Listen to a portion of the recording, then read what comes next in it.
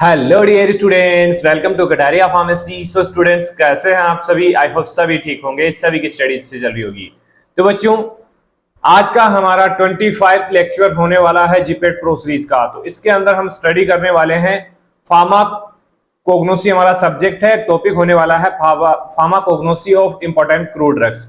जो important crude drugs पिछले lectures में हमने देखी थी, सेम लगभग वही आती है important crude drugs in pharmacognosy. तो चलिए, जो भी कैटेगरी वाइज डिवाइड की गई हैं ड्रग्स, उन सभी ड्रग्स के बारे में आज के इस लेक्चर में हम डिटेल में स्टडी करने वाले हैं।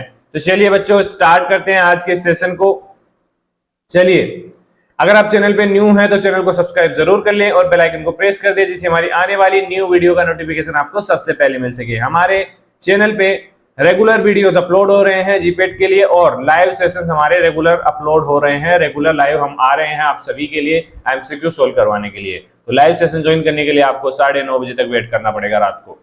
तो चलिए स्टार्ट करते हैं। सबसे पहला देखिए, हमने क्लासिफिकेशन देखा था अल्कलॉइड ग्लाइकोसाइड। तो सबसे पहला जो इंपोर्टेंट पॉइंट होने वाला हमारा वो है एल्कलॉइड क्लास की सभी ड्रग्स के बारे में हम देखते हैं सबसे पहले। तो देखिए, alkaloids are nitrogenous basic compound with significant pharmacological activity. मतलब नाइट्रोजीनियस बेसिक कंपाउंड है विद सिग्निफिकेंट फार्माकोलॉजिकल एक्टिविटीज की होती है। जैसे फर्स्ट एग्जांपल है अल्कलॉइड का ओपियम, जिसका बायोलॉजिकल सोर्स है बेसिकली पेपेवर सोमनिफेरम। देखिए बच्चा, आपको अल्कलॉइड के कौन से एग्जांपल्स हैं वो भी याद रखना है। अब जैसे ओपियम अल्कलॉइड का एग्जांपल है, लेकिन इसका बायोलॉजिकल सोर्स क्या है? पेपेवर सोमनिफेरम। तो वो चीज भी आपको याद रखनी है। इन तीनों चीजों से, और लास्ट इसका यूजेस क्या है, वहीं से आपका क्वेश्चन बनने वाला है। तो बेसिकली पोपी प्लांट से ऑब्टेन होता है। एक्टिव कंपाउंड इसके अंदर क्या क्या होते हैं ओपियम के अंदर? Morphine, codeine and thebaine alkaloids basically इसके अंदर प्रेजेंट होते हैं। तो ये भी पता होना चाहिए कि ओपियम से कौन से अल्कलॉइड्स एक्टिव कंपाउंड होते हैं ओपियम के अंदर। तो मॉर्फिन, कोडीन एंड थियाबिन। अब बात करेंगे इनके यूजेज की कि मॉर्फिन, कोडीन, थियाबिन यूज कहां होते हैं। तो बेसिकली मॉर्फिन यूज होता है स्ट्रॉन्ग एनाल्जेसिक के रूप में काम करता है, पेन किलर के रूप में यूज करते हैं इसको। जबकि जो कोडीन है एंटीटसिव का काम करता है कफ सप्रेसेंट में।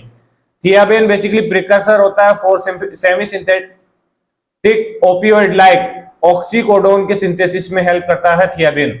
तो ये सभी चीजें इंपॉर्टेंट है, इसमें कोई भी चीज छोड़ने लायक नहीं है बेटा, क्योंकि ये सभी इंपॉर्टेंट है, एग्जाम लायक है।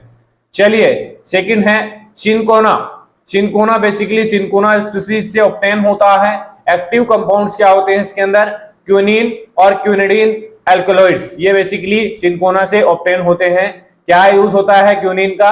एंटी मलेरियल होती है फॉर प्लाज्मोडियम फैल्सीफेरम, जो बैक्टीरिया होता है मलेरिया जनरेटिंग जो कैटेगरी होती है, उसके लिए बेसिकली ये यूज में ली जाती है। इसके अलावा क्विनिडीन एंटी एरिथमिक ड्रग्स के रूप में यूज होती है, use in heart conditions. Basically arrhythmia के अंदर क्विनिडीन का यूज किया जाता है। आगे देखिए, थर्ड क्लास है राउवोल्फिया। बेसिकली इसका बायोलॉजिकल सोर्स है राउवोल्फिया सर्पेंटाइना।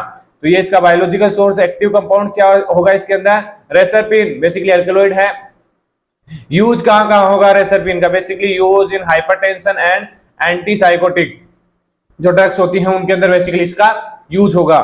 डिप्लेट्स न्यूरोट्रांसमीटर और डोपामिन, नॉरएपिनेफ्रिन को उसके ऊपर भी ये काम करेगा बेटा। चलिए, डी है दतूरा। दतूरा बेसिकली दतूरा स्ट्रामोनियम इसका बायोलॉजिकल सोर्स है। इसके अलावा दतूरा मेटिल भी इसको बोलते हैं, इसके बायोलॉजिकल सोर्स होता है। एक्टिव कंपाउंड क्या होता है दतूरा के अंदर? एट्रोपिन होता है, हायोसिमिन होता है, स्कोपोलामिन होता है। बेसिकली ट्रोपेन अल्कलॉइड्स होते हैं। यूजेस कहां होता है? देखिए, एट्रोपिन माइड्राइटिक में बेसिकली यूज होता है। इसके साथ साथ antidote for organoleptic phosphate poisoning, बहुत इंपॉर्टेंट है। ऑर्गेनोलेप्टिक फॉस्फेट पॉइजनिंग के लिए बेसिकली एंटीडोट के रूप में काम करता है atropine. स्कोपोलामिन basically use for motion sickness के लिए। हायोसिमिन बेसिकली एंटीस्पाज्मोडिक के रूप में यूज में लिया जाता है बेटा। चलिए, नेक्स्ट है विनका। इसका बायोलॉजिकल सोर्स क्या है? कैंथ्रस रूजियस। बेसिकली विनका का बायोलॉजिकल सोर्स है कैंथ्रस रूजियस। एक्टिव कंपाउंड क्या है विनका के अंदर? Vincristine, vinblastine alkaloids basically present होते हैं विनका के अंदर, इनको एक्सट्रैक्ट किया जाता है। यूज कहां होता है विनक्रिस्टिन, विनब्लास्टिन का? Use in cancer, chemotherapy, leukaemia और लिम्फोमा, बेसिकली जो ल्यूकेमिया और लिम्फोमा होता है उसके अंदर बेसिकली कीमोथेरेपी में यूज करते हैं इनका। इनहिबिट करते हैं microtubule formation in cell division, microtubule formation को इनहिबिट करेंगे सेल डिवीजन के अंदर, बेसिकली इसी प्रॉपर्टी के कारण इनको कैंसर ट्रीटमेंट में यूज किया जाता है। चलिए सेकेंड क्लास है हमारी ग्लाइकोसाइड कंटेनिंग ड्रग्स। पहले देख लिया हमने अल्कलॉइड कंटेनिंग ड्रग, अब देखेंगे glycoside containing drugs. Glycoside are sugar bound compound with various therapeutic action, बहुत डिफरेंट थेराप्यूटिक एक्शन इनका होते हैं। जैसे फर्स्ट ड्रग होती है इसके अंदर, फर्स्ट क्लास है डिजिटालिस, बेसिकली इसका बायोलॉजिकल सोर्स है डिजिटालिस परफ्यूरा, डिजिटालिस लेनाटा। बेसिकली देखिए ये बच्चों पिछले लेक्चर इंट्रोडक्शन पार्ट में भी हमने लगभग कवर कर लिया है, लेकिन यहाँ पे टॉपिक दे रखा है तो हमें स्टडी करना है, अपना तो रिवीजन ही हो रहा है, क्या दिक्कत है। एक्टिव कंपाउंड क्या होगा डिजिटालिस के अंदर, digoxin, digitoxin, basically cardiac glycosides होते हैं जो हार्ट रिलेटेड डिजीज के अंदर यूज में आते हैं, जैसे increase cardiac contractility, use in heart failure, slow heart rate, use in atrial fibrillation. चलिए नेक्स्ट है सेना एंड अलोय, ये भी बेसिकली कार्डियक ग्लाइकोसाइड्स हैं, बेसिकली एक्टिव कंपाउंड इनके अंदर होता है एंथ्राक्विनोन ग्लाइकोसाइड डेज, सेनोसोइड्स और अलोइनिन। यूज बेसिकली कहां होता है, सेना का जो बायोलॉजिकल सोर्स है वो है केसिया अंगुस्टिफोलिया, जो बेसिकली लैक्सेटिव के रूप में यूज होता है, स्टिमुलेट करता है बाउल मूवमेंट को। अलोय एलोवेरा बेसिकली इसका बायोलॉजिकल सोर्स है, स्किन हीलिंग और कॉन्स्टिपेशन रिलीफ में यूज होता है। देखिए बच्चों फार्माकोग्नोसी के अंदर इतना ही स्टडी करना, आपको थ्योरी के पास बिल्कुल भी नहीं जाना है, कोई भी कॉन्सेप्ट नहीं है, ये चीजें आपको याद रखनी है, बस कैसे भी करके आपको याद रखनी है। देखिए ये इनमें से शायद 11 क्वेश्चन आएंगे, लगभग 8 to 11 क्वेश्चन आएंगे, तो अच्छे से आपको कवर करना है, ज्यादा क्वेश्चन नहीं आएंगे इसके अंदर से।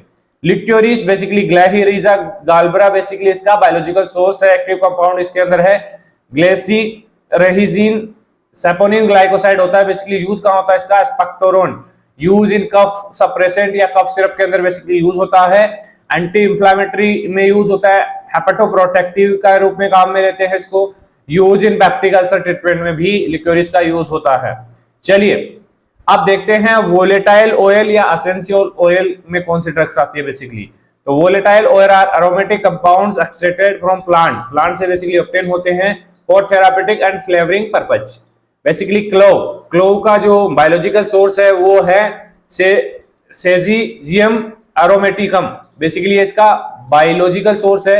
एक्टिव कंपाउंड है इसका यूजेनोल बेसिकली क्लोव का एक्टिव कंपाउंड है, फिनोलिक कंपाउंड है, जिसका कहां यूज होता है basically local anaesthetic, use in tooth में पेन होता है तब किसका यूज करते हैं, क्लोव ऑयल का यूज करते हैं बेसिकली, तो उसमें यूजेनोल प्रेजेंट होता है जो बेसिकली लोकल एनेस्थेटिक के रूप में काम करता है। एंटीसेप्टिक एंड एंटीऑक्सीडेंट प्रॉपर्टीज भी इसके अंदर होती है बेटा। चलिए नेक्स्ट देखते हैं पिपरमेंट, बेसिकली ये भी वोलेटाइल ऑयल है। मेंथा पिपेरिटा इसका बायोलॉजिकल सोर्स होगा, एक्टिव कंपाउंड है इसके अंदर मेंथोल।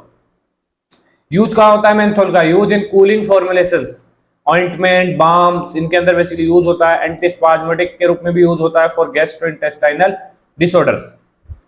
आगे है यूकेलिप्टस बेसिकली इसकी बायोलॉजिकल सोर्स है यूकेलिप्टस ग्लोबुलस, एक्टिव कंपाउंड होगा इसके अंदर यूकेलिप्टोल। सिनोले भी इसके एक्टिव कंपाउंड हो सकता है। यूजेस कहां होंगे इसके, एक्सपेक्टोरेंट में, use in cough syrup, antiseptic, decongestant, use in inhalation therapy. चलिए आगे देखते हैं फिक्स्ड ऑयल और रेजिन्स, ये भी काफी बड़ा इंपॉर्टेंट रोल होता है इसका डिजीज ट्रीटमेंट के अंदर। तो देखिए fixed oil are non volatile fatty oils where resin are complex plant secretions. तो बेसिकली फर्स्ट है कास्टर ऑयल, जिसका बायोलॉजिकल सोर्स है रिसिनस कम्युनिस, ये बेसिकली इसका बायोलॉजिकल सोर्स है, एक्टिव कंपाउंड इसके अंदर होगा रिसिनियोलिक एसिड। यूज कहां होता है इसका, स्ट्रॉन्ग परगेटिव, बेसिकली लैक्सेटिव रूप में यूज करते हैं कास्टर ऑयल का। इसके अलावा use in skin and hair care basically. चलिए नेक्स्ट देखते हैं कैनाबिस, बेसिकली कैनाबिस सटाइवा इसका बायोलॉजिकल सोर्स है, यूज एक्टिव कंपाउंड क्या है, टीएचसी एंड सीवीडी। कैनाबिडाइल, ये बेसिकली इसके एक्टिव कंपाउंड्स है जिनका यूज कहां होता है, टीएचसी का यूज कहां होता है, टेट्राहाइड्रोकैनाबिनोल का यूज होता है साइको जो एक्टिव ड्रग्स होती हैं उनके रूप में, use for pain, nausea, appetite stimulation के लिए यूज में होता है। CBD basically use in epilepsy, anxiety disorder के अंदर कैनाबिडाइल का यूज होता है, किसमें, एपिलेप्सी और एंजाइटी डिसऑर्डर के अंदर। आगे है एस्फोइटिडा, बेसिकली इसका फेरुला स्पीसीज से बेसिकली ऑब्टेन होता है, इसका बायोलॉजिकल सोर्स है। एक्टिव कंपाउंड क्या है इसके अंदर, सल्फर कंटेनिंग रेजिन्स होते हैं, फेरुलिक एसिड प्रेजेंट होता है। जैसे कार्बोनेटिव यूज है डाइजेस्टिव डिसऑर्डर में यूज होते हैं, एंटी स्पाज्मेटिक एंड एक्सपेक्टोरेट के रूप में भी यूज होते हैं। तो ये हमारे कंप्लीट हो चुके हैं। इन सभी पॉइंट्स को आपको याद रखना बेटा, इनके अंदर से क्वेश्चन बन सकता है। इसके अलावा जो टेस्ट वगैरह आएंगे ना एल्कलॉइड ग्लाइकोसाइड्स के, वो याद कर लेना। इन दो ही चीजों को आपको याद करना है, आपके सभी क्वेश्चंस कवर हो जाएंगे फार्माकोग्नोसी के। तो वीडियो अच्छी लगी तो वीडियो को लाइक जरूर करें और अपने दोस्तों को शेयर कर दीजिए। लाइव हमारा 9:30 बजे आता है, ये वीडियो हमारी 8:30 बजे आती है, तो लाइव भी ज्वाइन करना आप, जिसमें आपके एमसीक्यूज भी आपके कवर होंगे। चलिए मिलते हैं नेक्स्ट वीडियो में, धन्यवाद।